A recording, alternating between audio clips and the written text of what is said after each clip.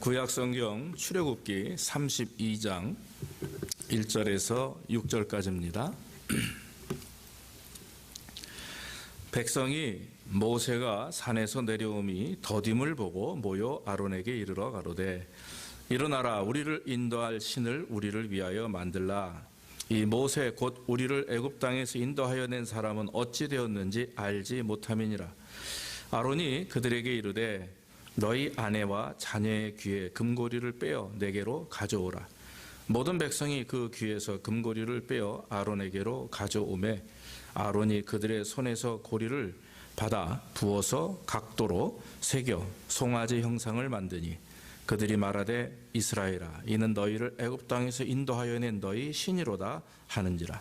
아론이 보고 그 앞에 단을 쌓고 이에 공포하여 가로되 내일은 여호와의 절일이니라 하니 이튿날에 그들이 일찍이 일어나 번제를 드리며 화목제를 드리고 앉아서 먹고 마시며 일어나서 뛰놀더라.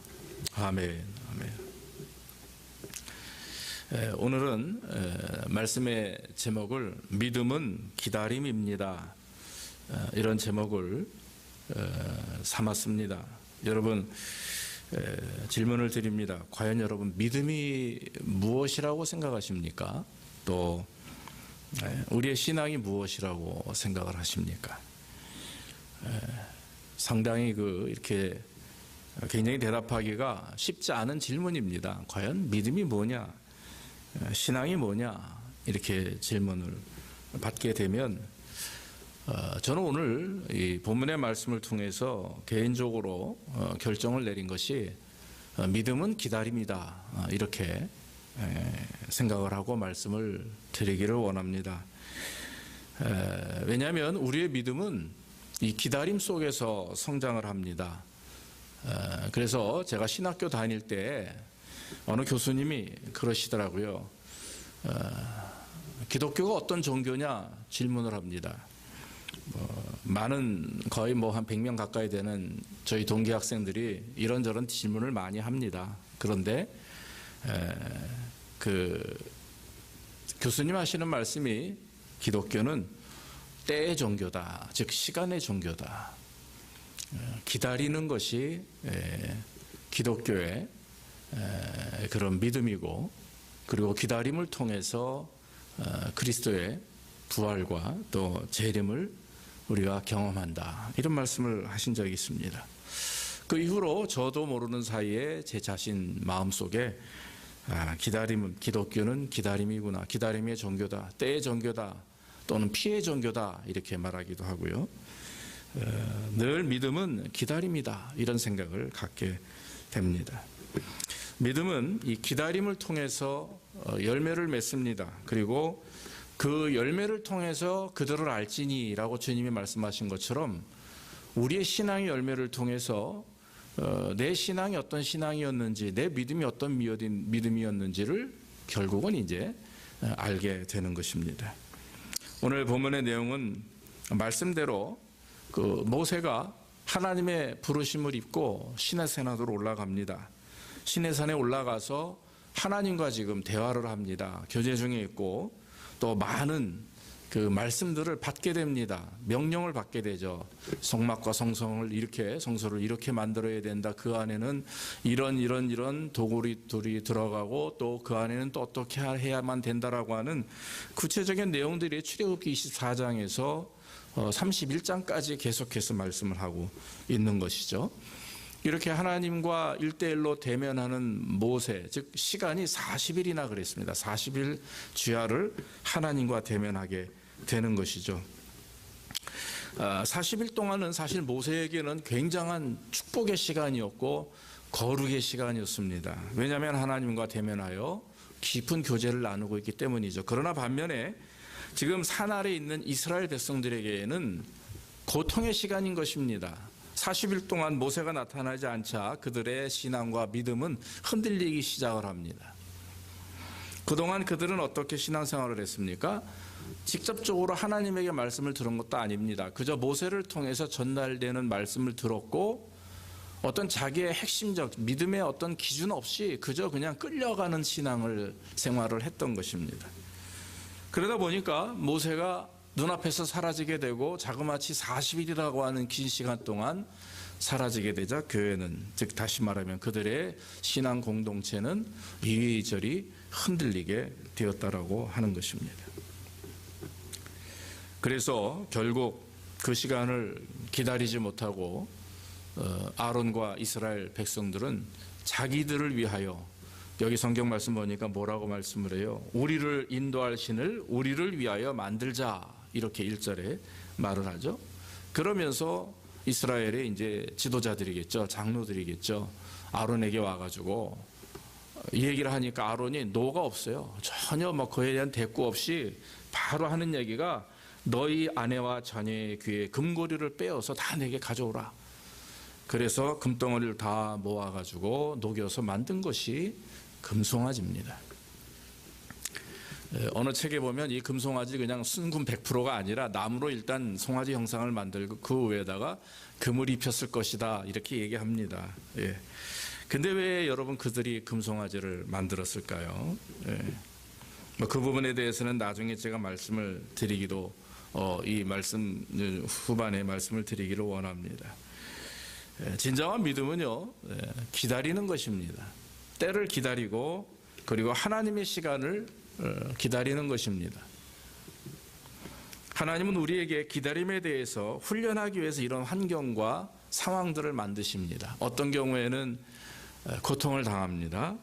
또 어떤 문제를 가지고 하나님 앞에 열심히 기도하지만 그 기도가 응답되는 시간이 점점 길어집니다. 그래서 지쳐가기도 하고 낙심되고, 심지어는 정말 하나님이 나를 사랑하실까?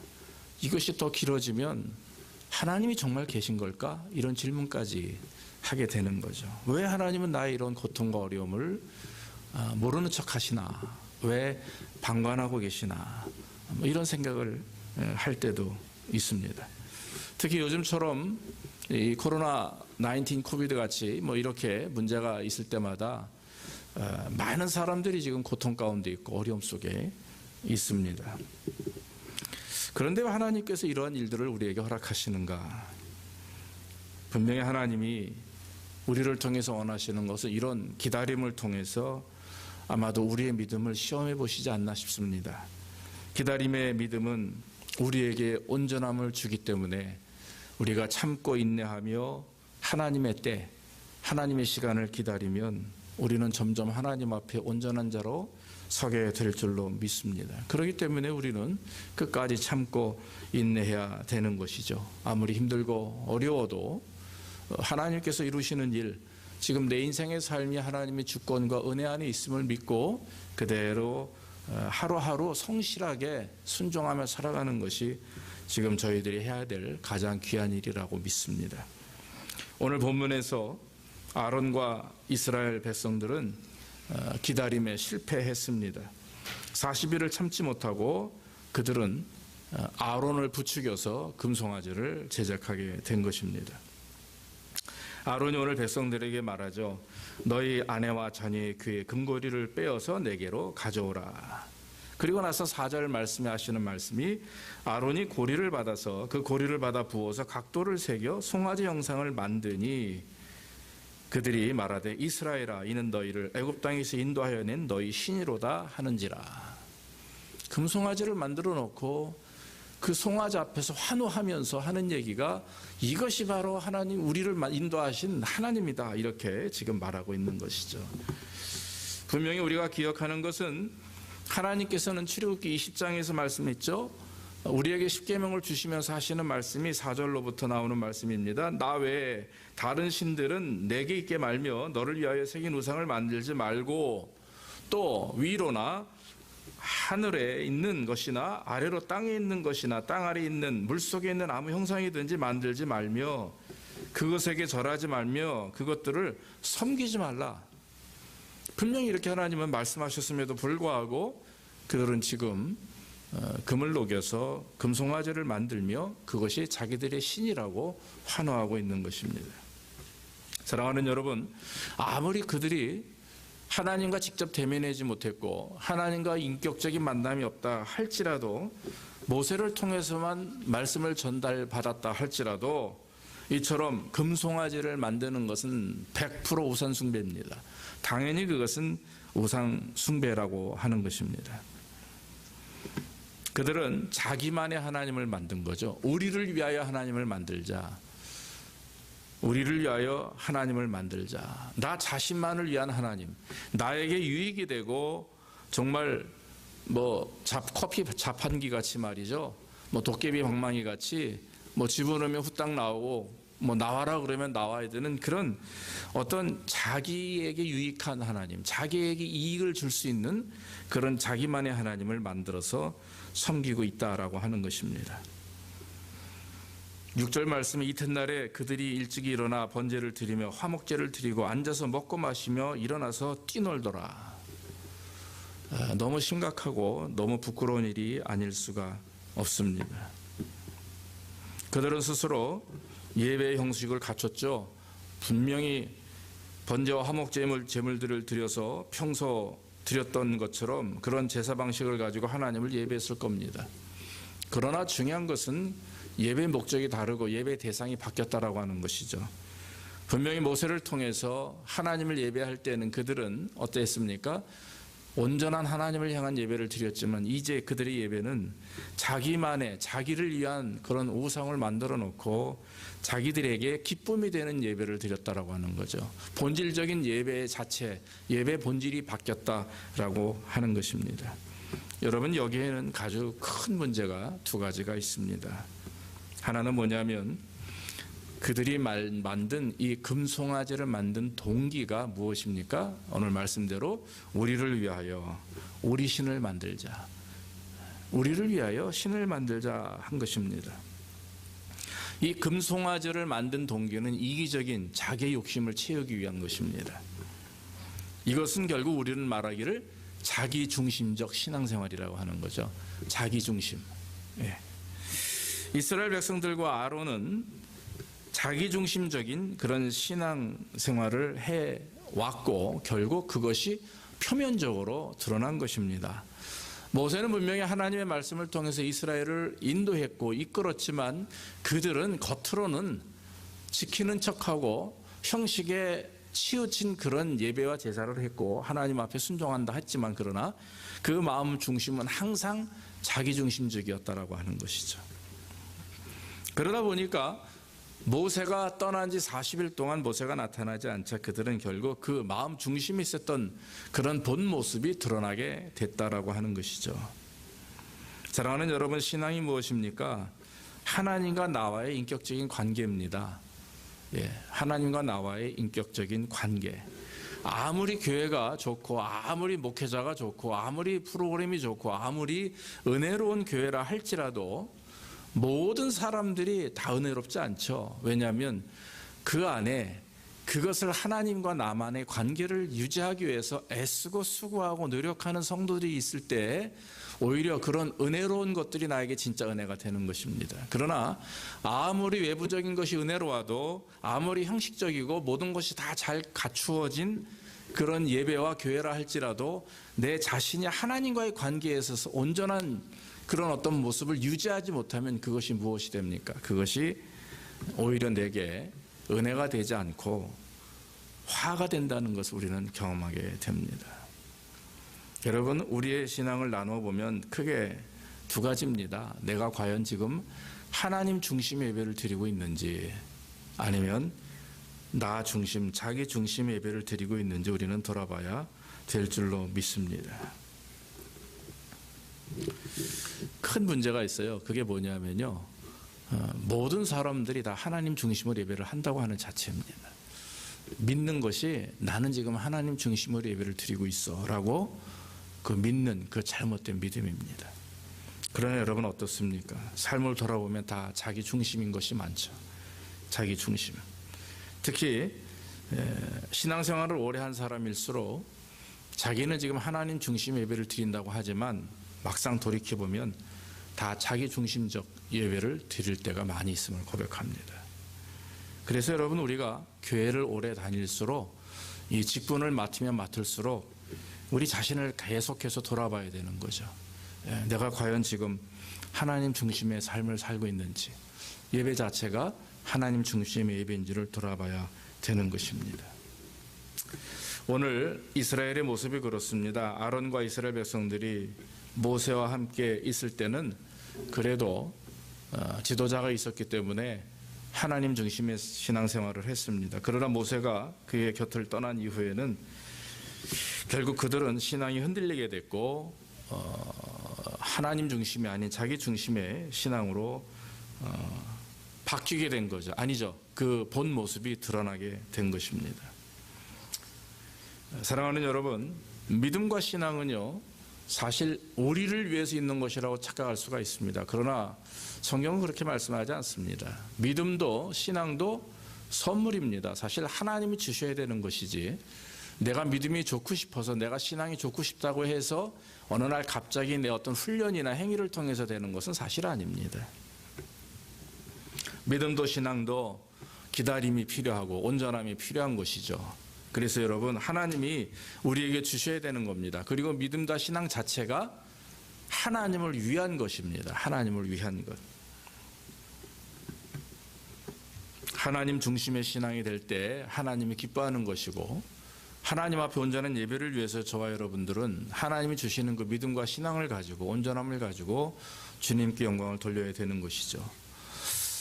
이사야 43장 21절에 보면 이렇게 말씀합니다. 이 백성은 내가 나를 위하여 지었나니 나의 찬송을 부르게 하려 함이니라 그랬어요. 예수님도 말씀하시기를 요한복음 15장 16절 처음 첫 절에 뭐라고 말씀합니까? 너희가 나를 택한 것이 아니요 내가 너희를 택하여 세웠나니 그랬어요. 제자들을 향해서 이렇게 말씀했습니다. 그러니까 하나님께서 우리를 구원하신 이유는 바로 하나님을 위해서입니다. 하나님의 영광 받기 위해서, 하나님이 기쁨을 얻기 위해서라고 하는 것입니다. 사랑하는 여러분, 우리는 늘 돌아봐야 됩니다. 나의 신앙생활이 과연 누구를 위함인가? 정말 하나님을 위함인가? 아니면 나와 내 가족을 위함인가? 돌아봐야 될 줄로 믿습니다. 만약 여러분들의 신앙생활과 교회생활이 하나님을 위한 것이라고 하면서 한편 돌아볼 때 이것은 나를 위한 신앙생활이 지금 되고 있구나. 내가 뭔가 하나님 앞에 간구하는 거 다 응답이 돼야 되고, 내가 계획하고 내가 원하는 부분들이 다 돼야 돼. 그러기 위해서 내가 열심히 기도하고, 그러기 위해서 내가 열심히 헌금하고, 그러기 위해서 내가 열심히 직분을 감당하면 하나님이 복을 주셔서 다 나에게 허락하실 거야. 이게 누구를 위한 겁니까? 지금 제가 말씀드린 게 누구를 위한 것이라고 생각하세요? 네.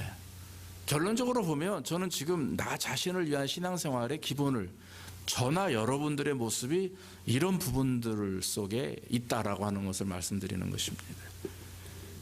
그래서 여러분, 이런 어떤 조건부 신앙생활은 나 자신을 위한 것입니다. 그러나 전적으로 하나님을 위하여 하나님 앞에 감사하며 드리는 신앙생활, 그것은 진정으로 하나님이 기뻐하는 신앙생활이죠.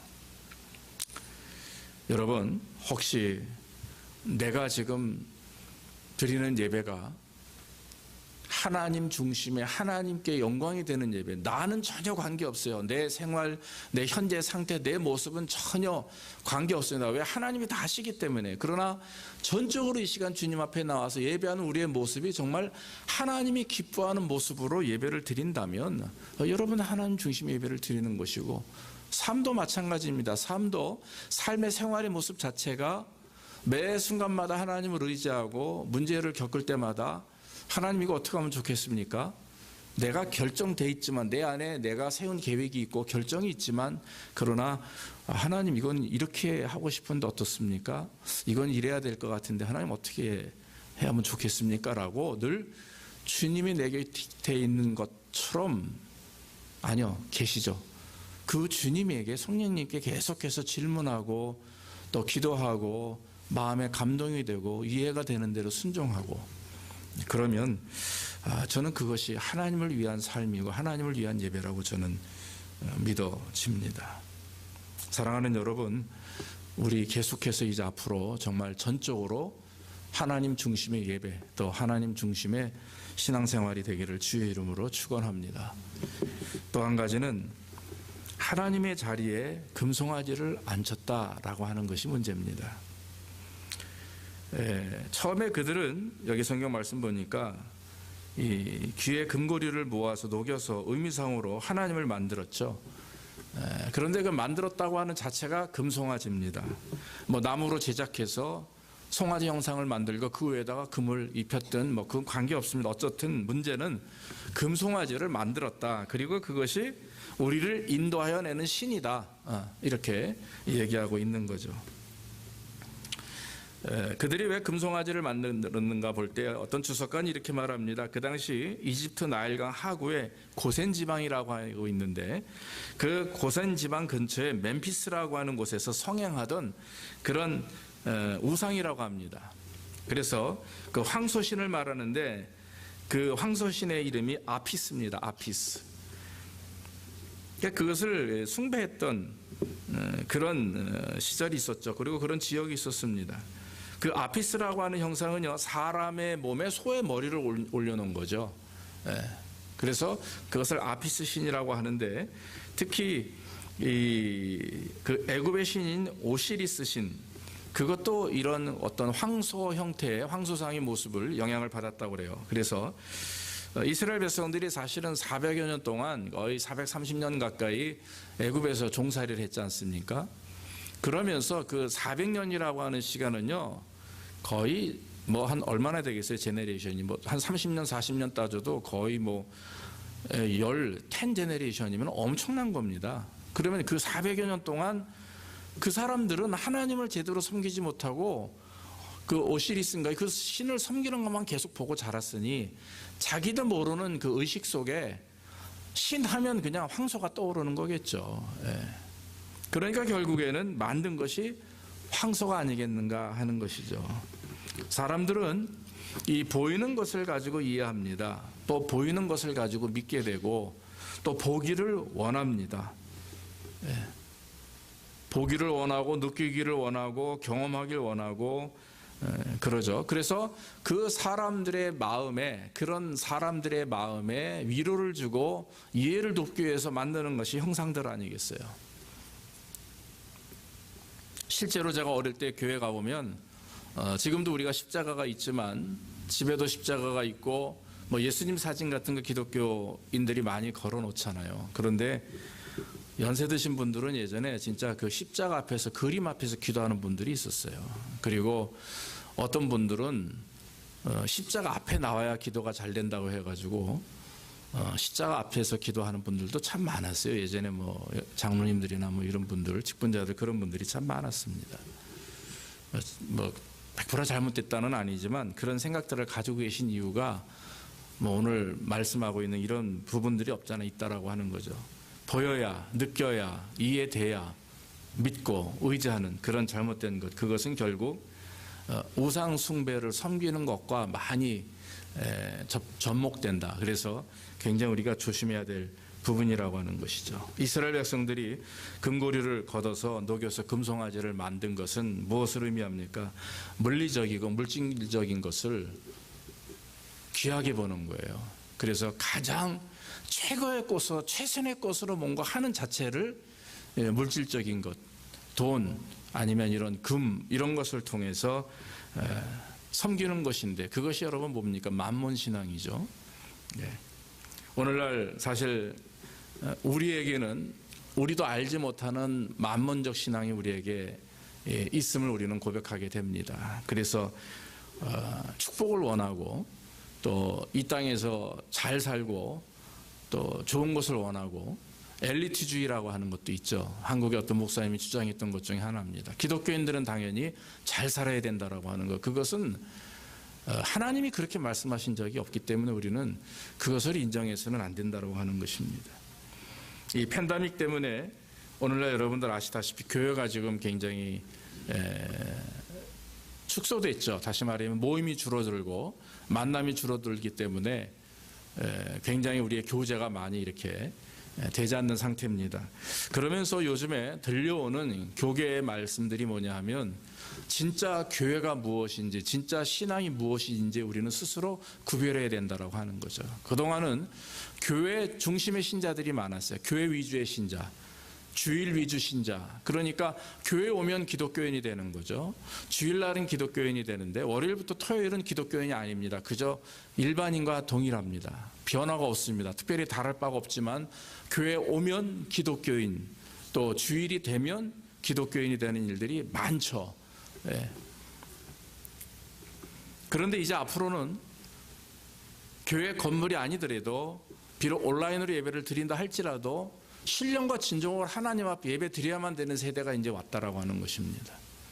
그래서 굉장히 힘든 일이지만 여러분, 우리가 대면 예배를 드리면 우리는 오히려 사실은 저도 그렇습니다. 대면 예배를 드려야 은혜가 되고 서로 이렇게 얼굴 보면서 말씀을 나누고 또 교제해야 기쁨이 있고 사랑이 교제가 이루어진다라고 우리는 알고 그렇게 경험해 왔지만, 앞으로는 이 세대가 점점 바뀌면서 이제는 이렇게 시간이 지나고 이렇게 내년과 후년이 다가오게 되면 팬데믹이 완벽하게 사라지지 않는다면 우리는 오히려 이런 예배들, 온라인 예배라든지 현대사회에 맞는 그런 예배들을 우리는 어쩔 수 없이 따라갈 수밖에 없다라고 하는 거죠.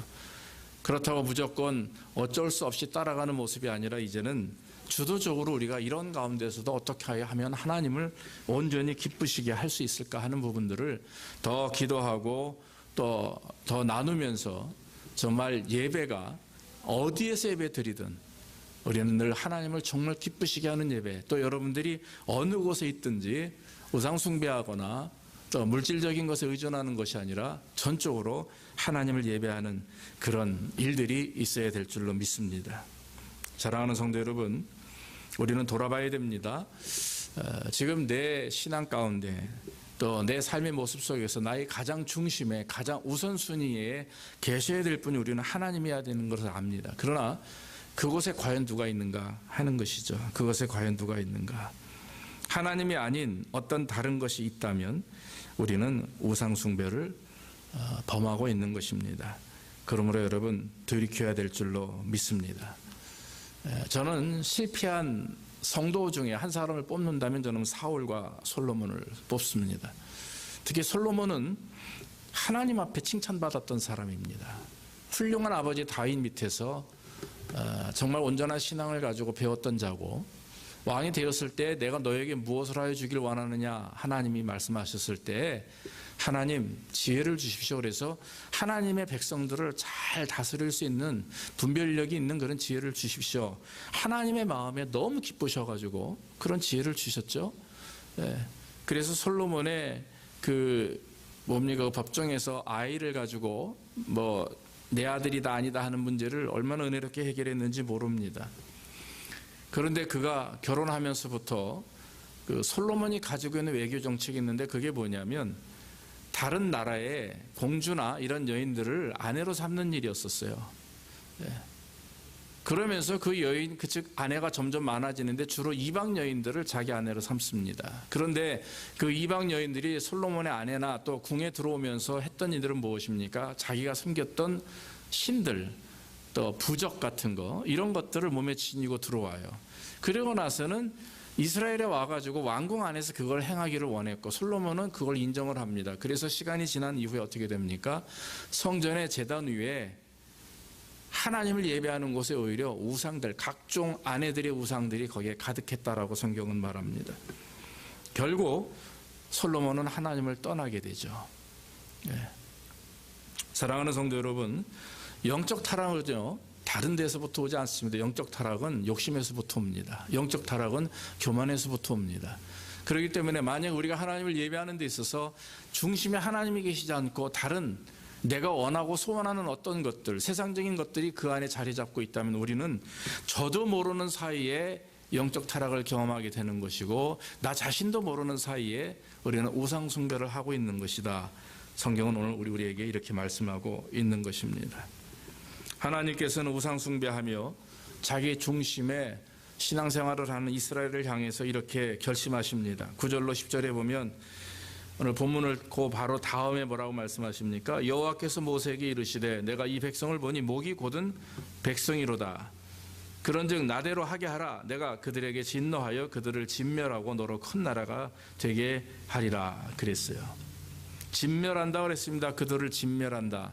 다시 말하면 지금 애굽에서 이끌어낸 이스라엘 그 사랑하는 백성들을 다 몰살시키겠다, 하나도 남기지 않겠다, 이런 마음의 결심을 하신 것이죠. 그때 모세는 큰일 났습니다. 이걸 어떻게 하면 하나님의 마음을 돌이킬까 해서 하나님 앞에 나가서 중보기도 하는 거죠. 11절 말씀에 하는 말씀이 여호와께 구하여 가로되 여호와여 어찌하여 그 큰 권능과 강한 손으로 애굽 땅에서 인도하여 내신 주의 백성에게 진노하시나이까. 어찌하여 애굽 사람으로 이르기를 여호와가 화를 내려 그 백성을 산에서 죽이고 진면에서 진멸하려고 인도하여 내었다 하게 하려 하시나이까. 주의 맹렬한 도를 그치시고 뜻을 돌이키사 주의 백성에게 이 화를 내리지 마옵소서. 하나님은 그 모세의 간절한 기도에 감동하시고 말씀하시는 것이 레위 지파를 통해서 지동자들 3,000명을 그 자리에서 죽이죠. 그래서 그에 대한 대가로 3,000명이 죽임을 당하게 됩니다. 하나님은 분명히 그들에게 말씀하셨습니다. 십계명을 말씀하시며 우상을 만들어 섬기지 말라 하시고 하신 말씀이 출애굽기 20장 5절로 6절에 보면 하나님께서 그들의 죄를 갚되 아비로부터 아들에게로 3, 4대까지 이르게 하시거니와 나를 사랑하고 내 계명을 지키는 자에게는 1000대까지 은혜를 베푸느니라 말씀하셨습니다. 결론적으로 말씀을 드립니다. 사랑하는 여러분, 우리는 하나님 외에 다른 것들을 하나님이 앉아야 되는 그 자리에, 하나님이 계셔야 되는 그 자리에 앉혀서는 안 됩니다. 하나님보다도 더 집중하고 사랑하는 것이 있다면 우리는 그 마음을 내려놓아야 됩니다. 먼저 하나님을 사랑하고 하나님 중심으로 신앙생활을 할 때에 하나님께 주신 은혜가 있는 것이고 너희는 먼저 그의 나라와 의를 구하라 그리하면 이 모든 것을 너에게 더해 주시리라 하신 말씀이 바로 그런 말씀입니다. 하나님의 나라와 의를 위한 것, 그 말은 하나님을 위하는 것입니다. 다른 게 아닙니다. 하나님을 기쁘시게 하고 하나님의 생각과 하나님의 뜻을 존중하고 그 말씀대로 따르려고 노력하고 내 생각과 뜻과 의지가 있다 할지라도 먼저 여쭤보고 또 하나님 말씀의 뜻에 맞게 조율해 나가면서 하나님을 우선순위에 두고 쫓아가면, 순종해 나가면 하나님이 이 모든 것을 너에게 더해 주시리라 말씀하셨듯이 분명히 하나님은 우리에게 은혜를 주십니다. 그러므로 여러분, 혹시 지금 기다림 속에 있고 환난 중에 있고 우리가 어려움 속에 있다 할지라도 여러분, 그 믿음, 그 신앙, 하나님이 주신 것이니 우리가 함부로 버릴 수도 없는 것이고 우리가 함부로 우리의 어떤 행위를 통해서 줄어들 수도 없는 거예요. 그러니까 끝까지 참고 인내하면서 하나님의 때를 기다리며 우리는 철저하게 우상을 숭배하거나 물질을 사랑하여 자기 중심적인 신앙생활이 아니라 하나님 중심적 신앙생활을 해나가는 그런 삶이 되어야 될 줄로 믿습니다. 지금 세상은 흔들리거리고 있죠. 너무나 어렵습니다. 혼돈스럽습니다. 그러나 이럴 때일수록 우리가 해야 될 일은 오직 믿음과 온전한 신앙, 즉 기다림을 통해서 온전한 하나님의 백성으로 서는 것, 그것이 하나님이 기뻐하시는 우리의 모습인 줄로 믿습니다. 이런 축복이 저와 여러분들에게 있기를 주의 이름으로 축원합니다. 기도하겠습니다. 아버지 하나님, 감사합니다. 오늘도 하나님의 말씀을 증거할 수 있도록 축복하시니 감사합니다. 이스라엘이 모세가 떠난 이후에 40일 동안 보이지 않자 이스라엘은 범죄합니다. 금송아지를 만들며 그것이 우리를 인도하여 낼 신이라 했고 또 하필 아버지 하나님 금을 거둬 만든 것이 금송아지입니다. 우리 인생 속에서 우리가 하나님 물질 만능주의 속에 살아가고 있습니다. 우리의 신앙이 자기 중심의 신앙이 아닌지 돌아보게 하시고 물질주의적인 어떤 만문주의적인 신앙이 아닌지 돌아보게 하옵소서. 우리가 하나님 힘들고 어려워도 시간이 늦더라도 하나님의 때를 기다리게 하시고 기다리는 동안 정결한 또 온전한 하나님의 백성으로 부족함이 없도록 우리를 주장해 주시고 인도해 주시옵소서. 감사하고 예수님의 이름으로 기도하옵나이다. 아멘.